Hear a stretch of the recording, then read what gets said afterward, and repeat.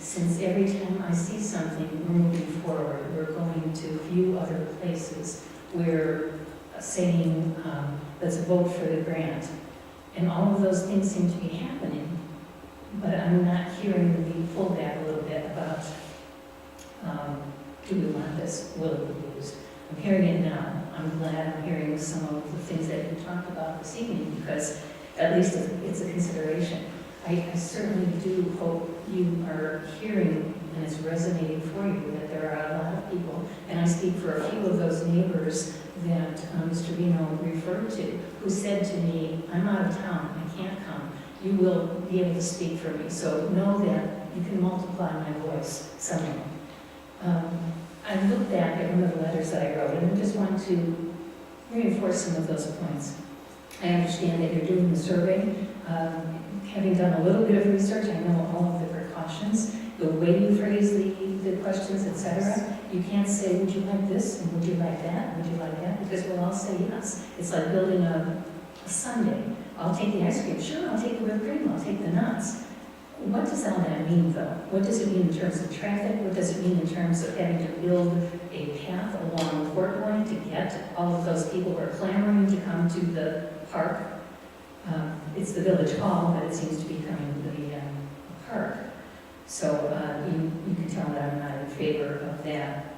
I also don't want to have another expensive public space that's going to underperform.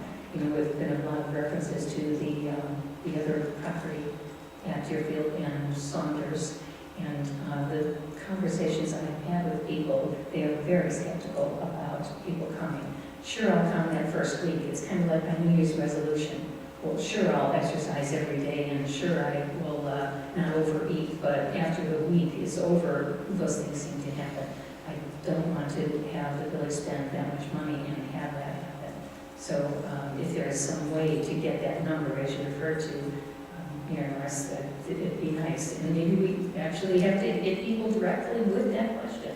And how many times would you be coming? Well, again, as you say, how you asked it, and even then how we all listened, we all wish we knew that answer. That's what we're trying to determine. And if there is uncertainty, then maybe we don't move forward. Another point I wanted to make that I believe Mr. Reno may have brought up, but we have all of these other wonderful resources in the area, and I just don't know why we should duplicate, the Des Plaines River Trail, the Forest Preserve, even Patterson Woods for those of us who put our taxes toward that, the Brushwood Center, Ryerson, etc. So why are we doing this? Do we really need a park that badly? Village Hall is not a park district facility and should not be made into one. Another thing that I mentioned in a letter was the March and April of 2017 Village Voice. There was an article addressing the negative effects of light pollution and how it's harmful to the ecology that we seem to want to protect. And yet, I believe that the proposed campus will probably add more lighting. And I know I started keeping tabs as I went by, and the lights are on at all times of the day. And I don't know who's in charge of that, but they're on, and I put the times down. It got to me so much. 4 o'clock in the afternoon, it's light, but the lights are on. Sunday night at 10:30, the lights are on. When you refer to the lights being on, or you're talking about the lights for parking, Yeah. They're on all night. they should be on all night. Yeah, that's too bad, because I know the people who live back there are already telling me, I had a conversation with them about the awful lights shining. Well, if I can address you, I don't think I could be wrong, but have we had any complaints about the lights in the parking lot? Okay. If they complain about the lights in the parking lot, we may be able to put some shielding on the sides so they can't see them. That's often done. If you look along the tollway, there are places where there are shielding on those lights for the people who live on either side. So, but we can't do something about it if we don't know. I know, and they tell me, and I know. And Sorry. now you're telling us that's great, we will look into it. right, and I will. We will look at I that. will go back to And the as I said- family and let them make sure to write those letters or come to meetings. doesn't have to write. Right. Okay. And we Call for just- that. Yeah, for that you can call. And we did have the timers repaired because we were having a problem with the timers coming on during the day, because they shouldn't. They're still not quite right. Right, okay. Let's see, so regarding that, there was another comment from the Tree and Woodland Protection Ordinance.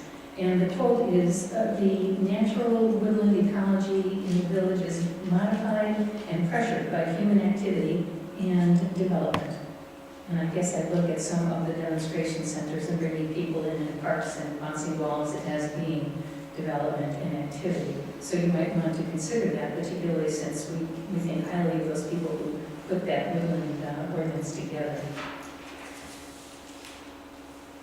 The proximity, or pardon me, no, the promoting the Heritage Center is seeking an enormous power, I think.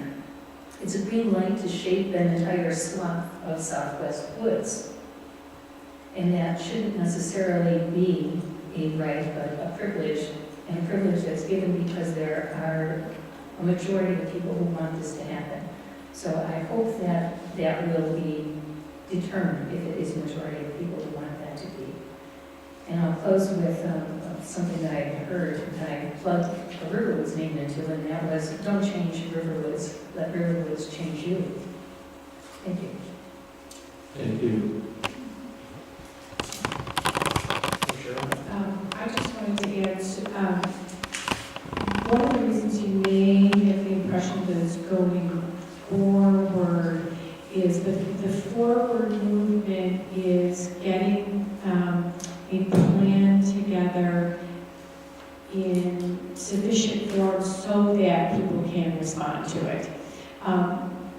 What we did initially, we really didn't have that much of a plan, and things were changing, and so when we would get responses from people, they didn't really converge together. So what we're working on is to try to have one thing that people can respond to, so that it will be easier for us to tell how people feel about a specific plan. So what's going forward is developing something that people can respond to, not necessarily voting for it in particular. Okay, then, are there any other visitors wishing to address the board? Hearing none, moving on to action items then. Item A, Center for Enriched Living donation request. As I said in the memorandum, we have traditionally made donations to the Center for Enriched Living. And I don't think anyone has any feelings that they're not a good institution if they don't do a good job. That being said, between lower revenues than we've had and other issues, the question that has been asked in the past has come back up again, and that is, do we want to make donations at all as a board, since we're taking public money that people don't necessarily have a choice whether they give us or not, and then making donations on their behalf. So I think that was something that people wanted to discuss. I don't know if you want, certainly we should talk about that a little bit before we vote on whether or not we would, if we go forward, give CEL a donation. We have most of the board here tonight, so we can try to act on it, but I leave it to the board on this show. So I asked that we talk about this. From the time that I came onto, at the time that I came onto the board had kind of a tradition of giving donations of this type. But I had questioned it even at that time. What I then worked on was a system so that when we were giving out donations, we were giving it to entities where Riverwoods could benefit the most. So it was benefiting our particular residents. Personally, I now think we have come to the point where giving donations is no longer appropriate, because these are our residents' tax dollars, and this is a little, the way the entities that we give to, most of them, it's a little unusual for a municipality to give a donation. there are a few of them, like the Parent Network that other municipalities do. It's the one for the Center for Enriched Living, that one in particular is quite unusual for municipalities to offer a donation. And considering that we're going to be working with a tighter budget, I think we need to reevaluate this. Henry? It seems like a perfect subject for future survey.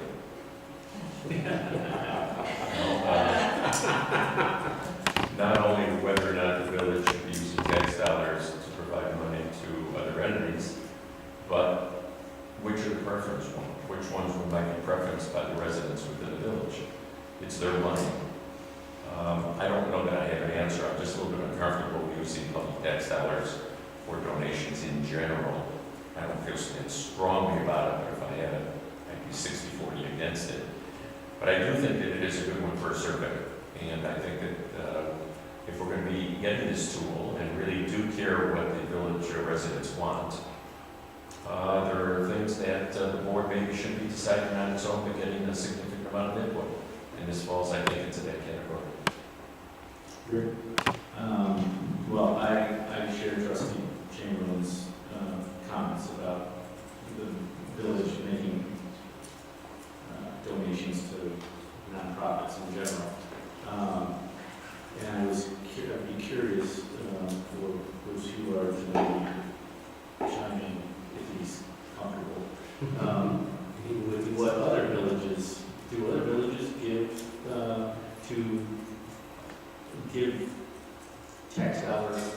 taxpayer funds to nonprofits like CEL and some of the other groups that we've given to?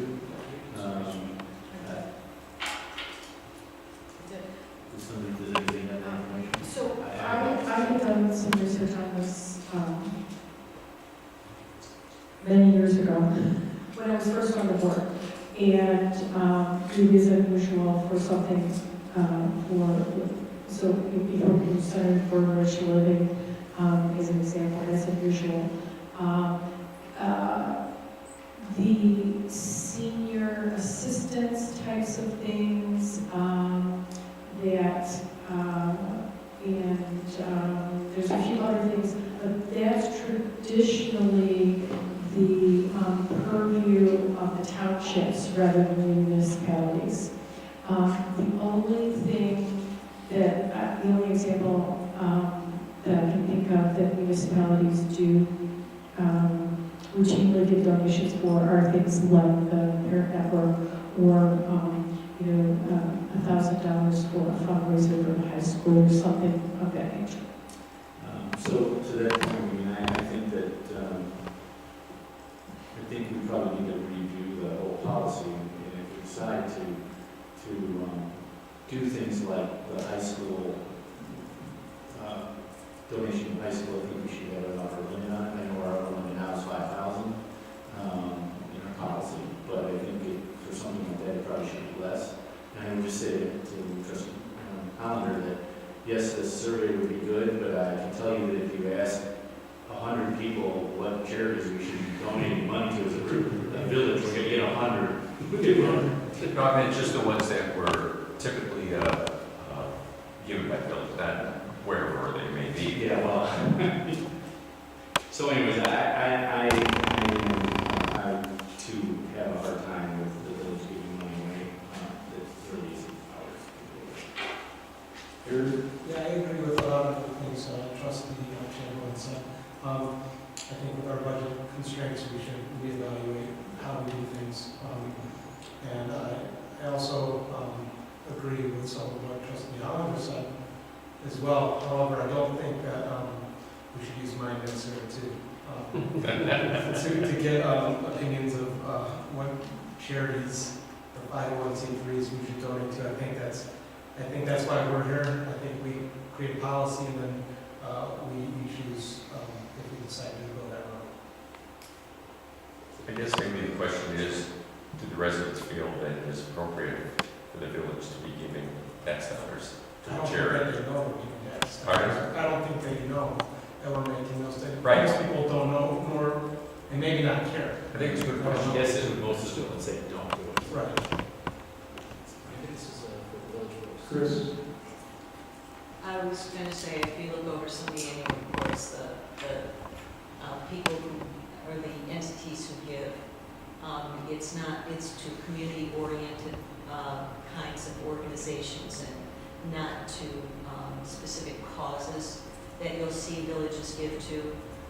For example, Vernon Township, individual towns in Vernon Township will give to food banks and things like that. We've chosen not to do that in the past. But it's always a de minimis amount of money, and I think we are very generous in the size of the grants that we've given. But I think that it is, with a new year and a new budget and new cash projections out there, I think it's time to review and maybe take a hiatus on making any kind of contribution until we make some decisions on that. So I'm hearing in general that everybody wants to at least think about it. They're probably leaning toward leaner at the very least. So is this something we should continue and come back to, or is that? Or do you want to say no on this right now, or just where does the board want to go? So is there a committee that does this now? Yes, Chris, Eric, and I would be reviewing the policy. If you want that done, we can come back with a recommended change. So just hold this at this point. So I would suggest that the committee take the comments into account and recommend, review the policy, make recommendations, and then review everything. And at the very least, the budget will be reduced on this anyway, and I think the board can be more selective in any event as well as to how much community connection. But yes, I'll talk with Chris and Eric and we'll get on that. Because, for example, Center for Rich Living does have a community connection because we have some residents that do have people who are members, but is that enough? Please remember that through our participation in NSSRA, CEL does benefit from this.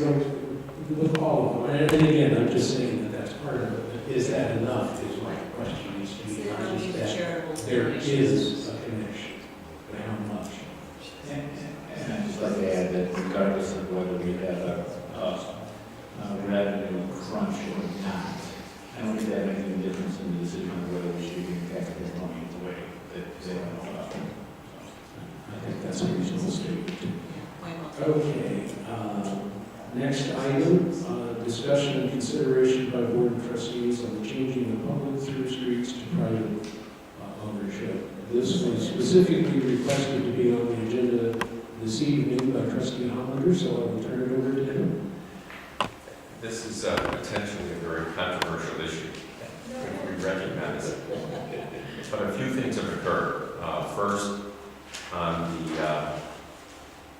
the Plan Commission document that is in its draft form that will be coming to the board has as one of its goals that public street should be moved to a private street. We should encourage that. So it will be in the proposed plan document coming.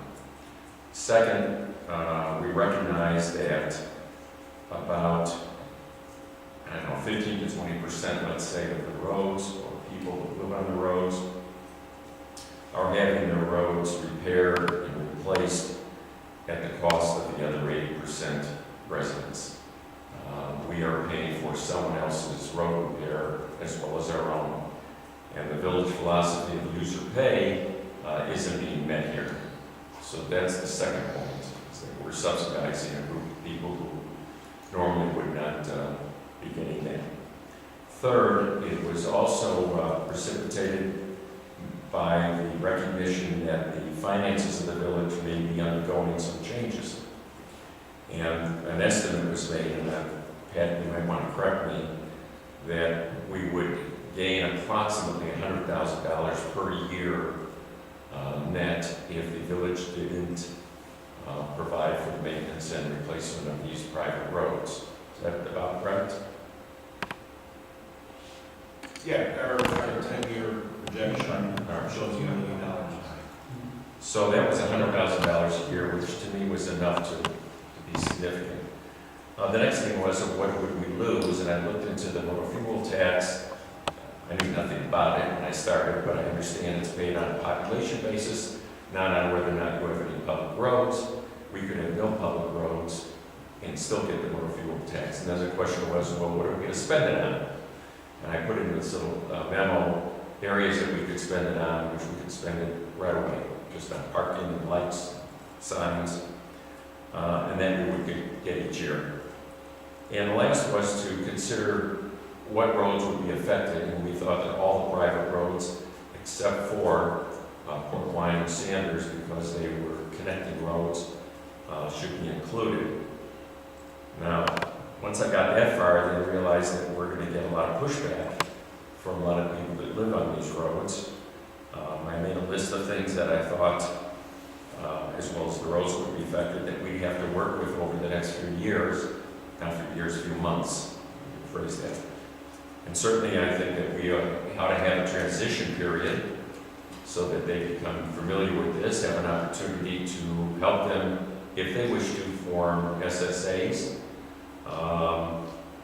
We would make certain if the roads were turned over, they'd be turned over in good condition, at least average of what any other road would be, and that we would have discussion on this as much as we could with those folks that were affected.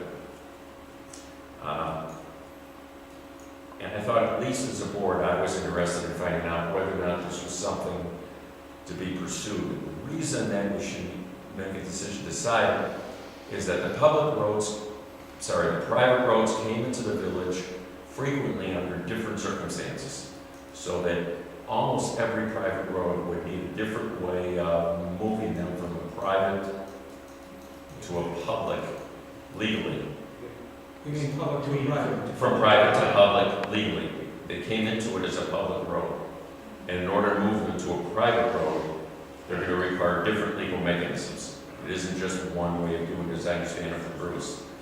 And that would cause some legal issues to arise, I would think, through at least one or more.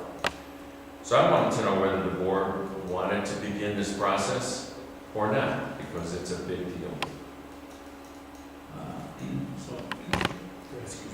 Sorry. I'll chime in. I had several discussions with Trustee Holland about this, and the concern I have is, aside from the inequity of the issues between the private roads now and the public roads, is that Walt Hamilton did do a study of our roads, public roads, and over a 10-year period, we're going to be over $1 million short in MFT funds to maintain those public roads with paving, and that's just the paving and maintenance of the roads. That has nothing to do with snow plowing, maintaining the ditches and the culverts. That's just the asphalt part of the roads. So as we get further along in our concern for our budgets in the future, this is going to be a huge weight on the entire village. And the fact that these roads are being maintained by the public when most of the roads in the village are being maintained privately, I think is an inequity that we should seriously look at. And from several points, but the biggest one that caught my eye was the cost in the future to fix all these roads along the way. Chris? I have a question. The standards for a public road, different than those for a private road, right? So currently the roads that are public, were they to go private, they are probably in better condition than maybe some of our current private roads. Would that be true? I think I can chime in on that, but my guess is that yes, they're in better shape in most cases, and they're also wider, and they're probably built to a different standard. Okay, For sure. that's my question. Thank Yes. you very much. Well said.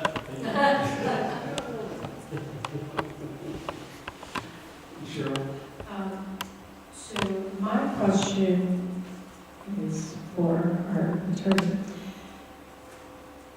I understand that the roads that became public became so by different mechanisms.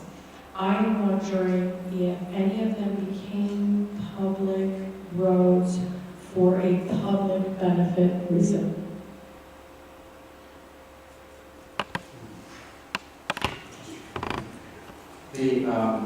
I may have overstated when I was trying to describe how they became public in different ways. And maybe I should try and at least correct one thing. Turning the public streets into private streets by vacating the streets would be essentially the same legal procedure for all of them. The board would pass ordinances vacating the streets and they would be vacated. Everything else that has to happen in terms of organizing that transition in special service areas, that of course would be quite different for, depending on what the residents involved wanted. One of the challenges I was worried about when I started doing the research was whether the village had any promises to residents that the streets would be public when they came into the village, or how is it that some streets came to the village with the understanding they would remain private, and some streets came to the village with the understanding that they could be public. And my research on that is not finished. What I have found is that, just to take an area like Calvin Ford, Stringer, and Farner, the properties came into the village over 5 or 6 different annexation ordinances, different petitions. It was, at the time, the general rule was that the street was a township street, and it was annexed by a municipality. When it was annexed, it became a village street, a municipal street. That's the basic setup. That's how it works. So in some cases, when properties were annexed, those streets may have been township streets, and so they came to the village. That's how they became village streets. Some cases, they weren't township streets. When you look at the plats of subdivision, again, we're talking about maybe 60 years ago, the conditions under which the streets were named and created didn't arise to the level of public streets in most cases. They may not have even gotten to be the level of township streets. So I was talking about this with Carl Blaylock, and he said that he actually knew some people at the township. We called them up on 1 or 2 streets. I tried to get some background, and they just said, well, we don't know if it was a township street. It's, 60. I mean, it wasn't like an easy thing to find out, but so some of these, I think the main thing I'm trying to see is whether there were specific promises made to residents when they came in that would be binding on the village, or that somehow delivered expectations to people when they came in that those streets would be taken over. Even so, I'm not sure that that is actually a legal impediment, a strictly impediment, because the courts have ruled pretty broadly in favor of municipal power to vacate streets. I was pretty surprised by the cases when I looked at it. Give a lot of discretion to corporate authorities to decide when streets are no longer needed, including because of the economic cost of upkeep. So there is an example that I could give the board. Rose Terrace in Greenville. We annexed it into the village, I want to say in 94, 93, something like that. Maybe 95. So at the time, those were known to be township streets, and knowing that, I was asked to prepare annexation agreements for those property owners in which they specifically agreed to a special service area. Because those streets have become village streets, but those residents were deliberately asked to take care of it. And my conversation at the time was with Mayor Slater, and I remember him saying that if we didn't do this and we annexed them, they would become village streets. So at some point, by that time, the village had become aware that this would be an issue. But now it's probably the last annexation of that time we did where we had this concern about streets. So that's a too long an answer, but historically, there were many conditions that existed that tilted whether it became a village street or made it a private street. And I haven't identified them all because each one of these situations we have a number, that's a subdivision, a number of ordinances, and I don't know whether they were actually township streets at the time they were annexed. Okay, can I summarize that by saying, A, we can take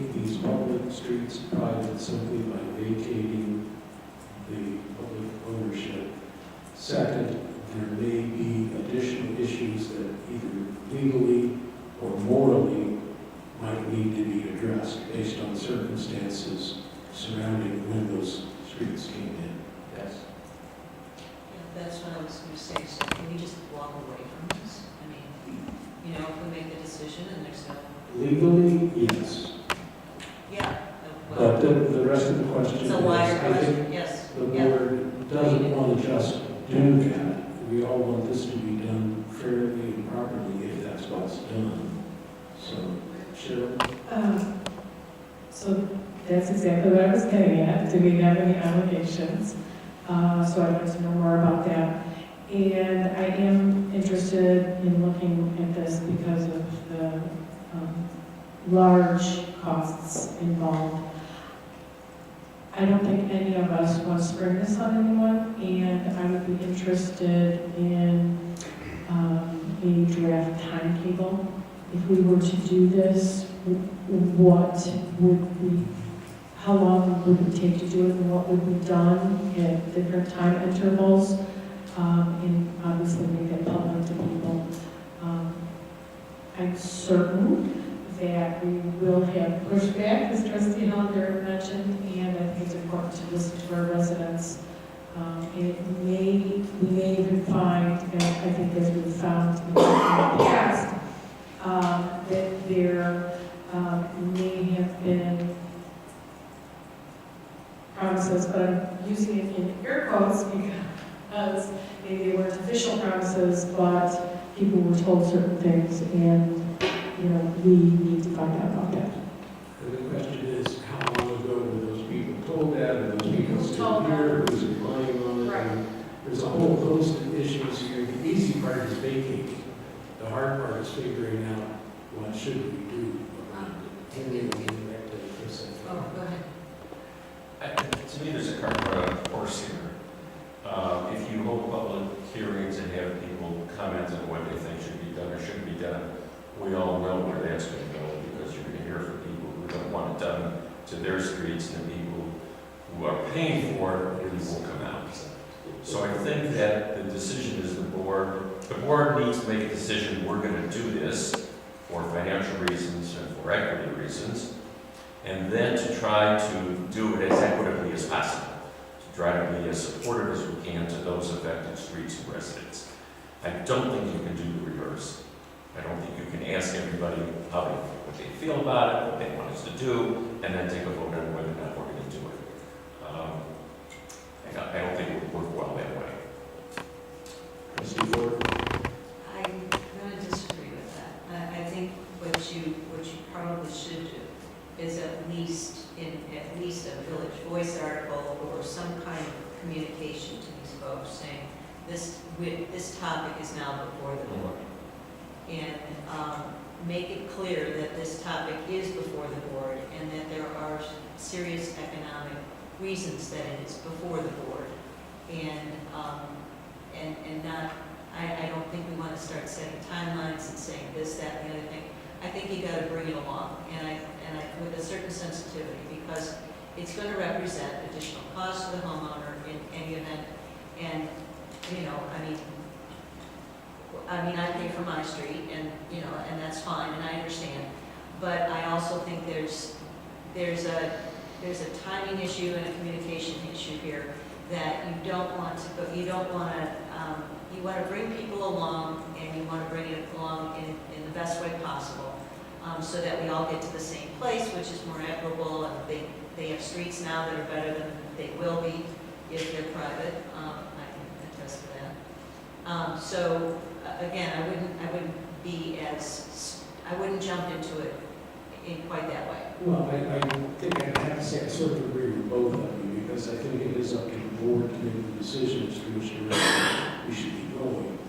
But obviously, it's always been a policy to put these things before the public and let them know we're doing it, so they can come and comment as we're going along. And certainly, there will be people who will be very much against this, and I would imagine that to be those who live on streets that are signing finding, hey, I bought this house thinking it was paid for on the street by somebody else, and now you're telling me I've got to pay $50 or $100 a month to do it. So you need, Exactly. we need to work through that, find out what other issues there are, but I do think we need to work on a schedule and a timetable as part of all of this. I think we were So I agree with you, Chris. I think it is important to communicate what's going on, for sure. And I do think that the timeline does need to be established. And I think that part of the village's responsibility in the whole matter is that if we do decide to go forward with this, then we also have to try and help those streets figure out what they are going to do for snow plowing and for maintenance and for everything else. Do we help them work out an SSA? Do we help them, form their own road association? What do we need to do to help them to bridge that gap between what's happening now and what could be happening in the future? And it's not something that, we vote on tomorrow and say, okay, they're gone, and then, or the 1st of November this year when 4 weeks later it's going to snow and they don't have any idea who's going to plow the streets. I think we have to be very thoughtful about the process. I do think we have to communicate and let them know that yes, this is the board's talking about this, Yes. and it's an important issue to the board for several reasons. So I agree with you. I agree with Henry. I agree with Cheryl. I agree with everybody tonight. So. I know it's hard to believe, but. What's the date? on that note, Cheryl, do you want to say something? And I agree with everyone also. One other thing I would add, before the meeting, I had a discussion with our village engineer, and my comment was that our timing should be such that if we're going to do this, that all of the streets that are going from public to private be kind of on the same level playing field in terms of condition of the street, so that those repairs that are scheduled to be made to bring certain streets up to the level of most of the other streets should be done, so that if we do a turnover, that everybody's basically in the same position. David? Maybe I should clarify my comments. My concern is that if the board wishes to do this for financial reasons and equitable reasons, those aren't the reasons that other folks may want to have it done. And my view of making this as open and as public and as supportive as we can to those affected streets was to find out those things we may not have thought of that were going to affect them, how to set up the timeline of doing things we need to do, but not to make that discussion affect the board's decision to go ahead with it. That this was more for information gathering on both sides. Because if you're going to decide to vote for it or against it because of the effect on those private streets, then we should do it this way. And I think we're all saying that, and I would even go so far as to say that something the public brings up might change some element of what we're planning. But I think we all agree we don't put it out on a referendum either. This is something we need to chart a course we think is correct and then listen to people's comments. So do I hear someone wants to put together, or maybe I'll work with someone on this to put together a timeline? I was hoping you would Yes. volunteer. Yes, please. Okay, who's volunteering? Are you Beth volunteering to share? Okay. Great. Just one other question. Did anybody have any disagreement with keeping Saunders and Ortwine off of the list? I think those would be referred to as traffic collectors that are eligible for federal funding, which is a very good Was that criteria for using to say which roads would or would not be included. Yeah, the Ortwine and Saunders are both, their functional classification according to the Federal Highway Association is they are major collectors and are eligible for federal funding. Just so we don't get caught, are there any other streets in the village on this list that are in that category? No village maintains. Oh, I am trying to figure out how to get my cul-de-sac on it, but I don't think I'm. Yes, David. Yeah, just Trustee James kind of touched on what I just would like to find out with, as far as road associations. If there is a legal mechanism of when the transfer happens, that a road association and all those people who live on it must join.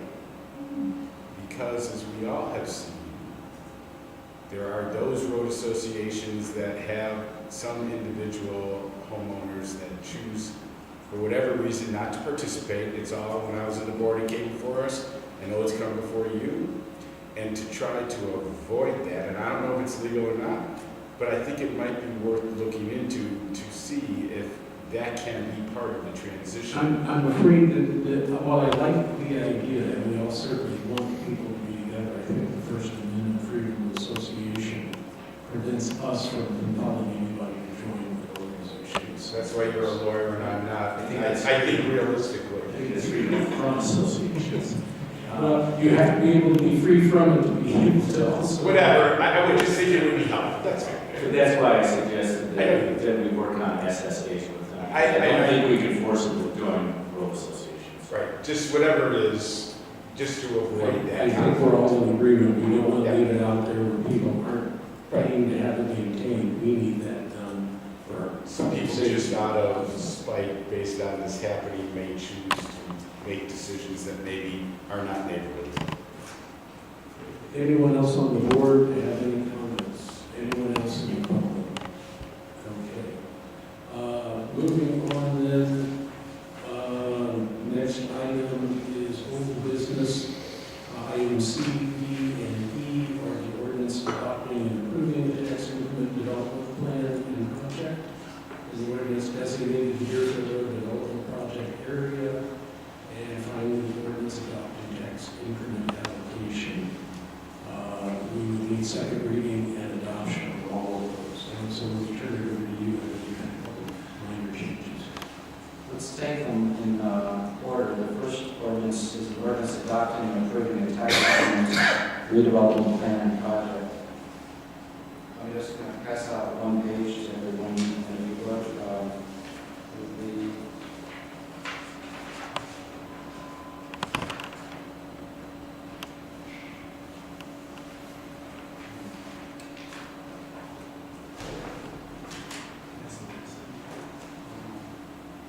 there's no, I'm getting there. That's why you have to push it, so. Sorry. Well, this is 2 pages. That's all the same page. If you turn to page 121 out of 151 in the packet.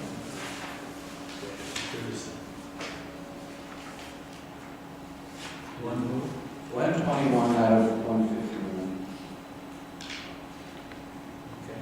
It's page 5 of the ordinance. The language that I'm showing a change for is in subparagraph E.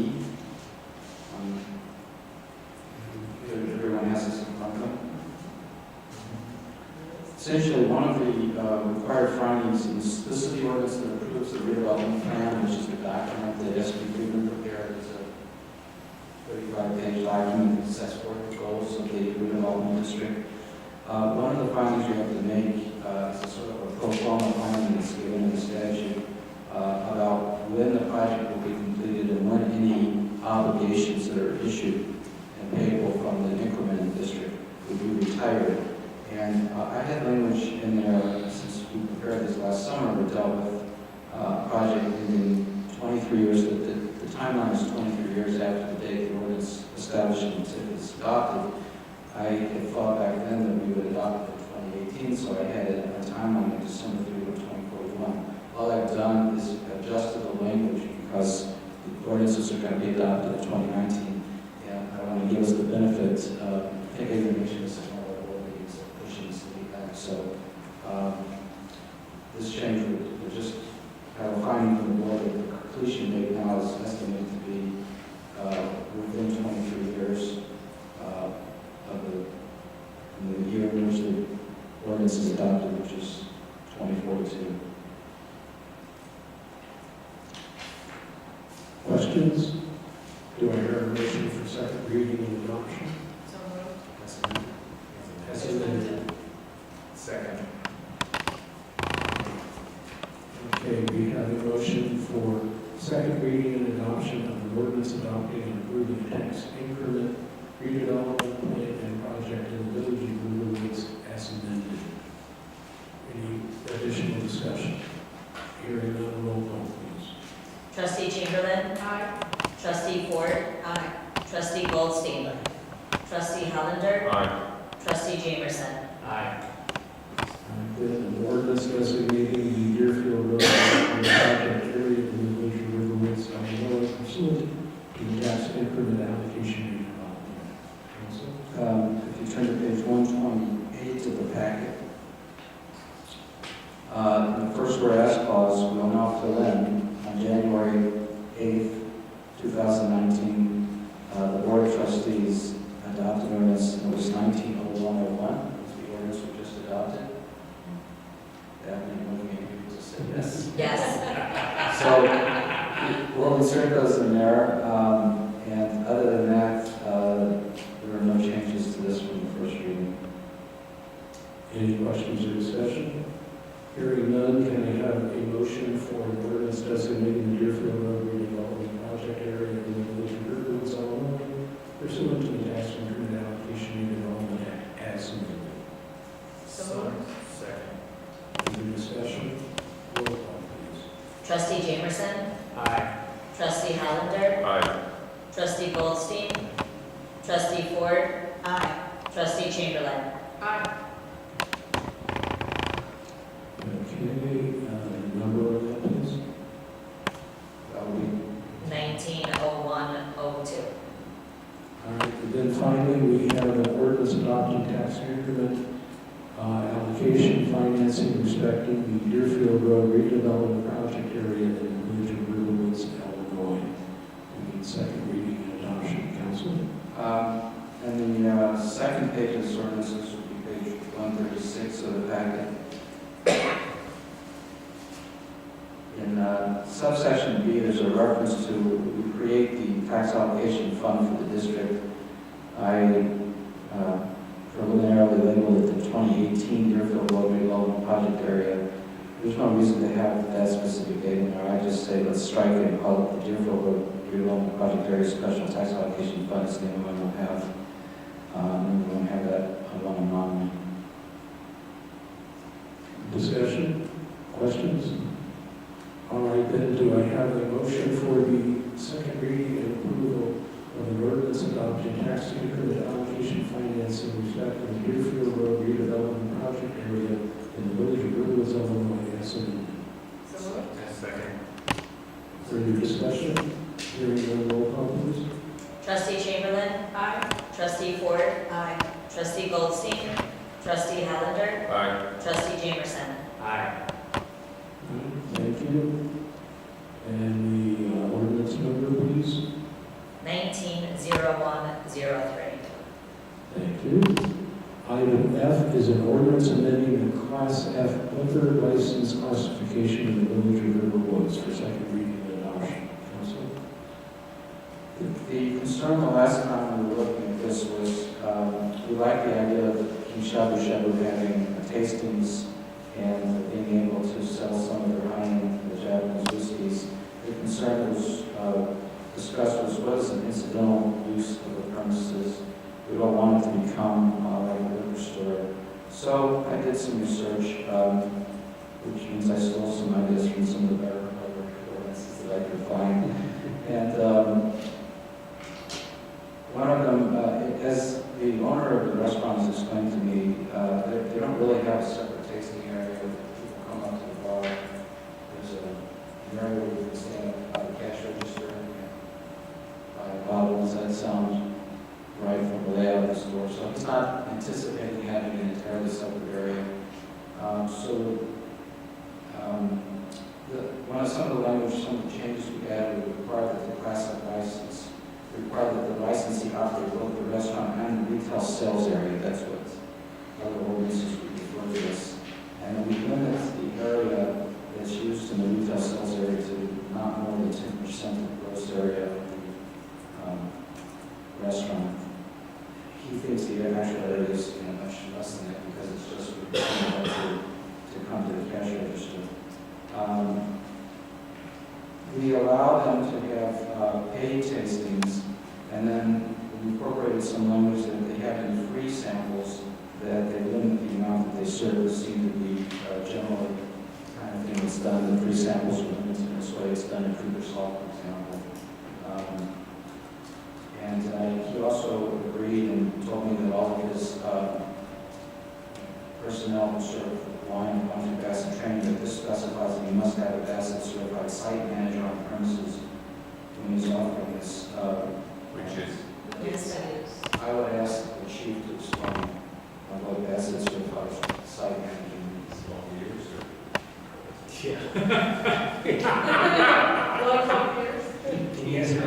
The Bassett, so we specified that for them to do a tasting or sampling, that they have to have one Bassett certified site manager on the premises whenever they offer wine, beer, or alcoholic spirits for a tasting. Well, that just means that they have to have somebody who's Bassett trained. What is Totally correct, but not very helpful. Bassett is training that's required by the state legislation for persons who are serving alcohol. So, I can't remember what it stands for, I don't know if you is off the top of your head. Is it underage drinking? It's an acronym. So basically the ordinance is just saying that somebody has to be in charge of that, who's doing Bassett training. Yeah, if they're going to do tastings and stuff. And so we've had violations in the past. We've actually required that as part of their getting back to the graces, if someone has violated an underage person, that they make their. It's, I got into it. Yeah. Beverage, alcohol, sellers, and servers, educational training, education and training is what's, it's a state order. I mean, it didn't used to be mandatory, I believe the state has made it mandatory now. Okay. That's something the state enforces.